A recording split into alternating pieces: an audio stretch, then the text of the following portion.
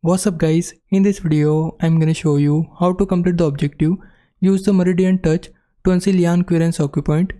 Go to the quest location marked on your map. If you don't see the marker, make sure the quest is tracked first.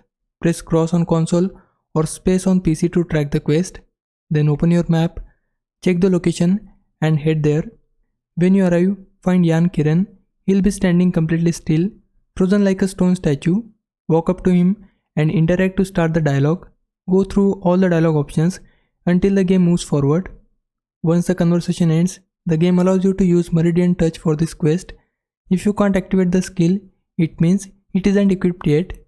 To equip it, open the menu, go to develop, then select mystic skills and equip Meridian touch. After equipping it, the skill will be available to try. Now activate the ability. On PlayStation, hold R2 and press square. On Xbox, hold RT and press X. On PC, simply press 1. When the Meridian touch menu opens, select Immobilize, then aim at Qiren and use it on him. As soon as you do that, his acupoint will be unsealed and the quest objective will complete. One quick thing to note, Meridian touch is only available for a short time during this quest, so make sure you use it before leaving the area.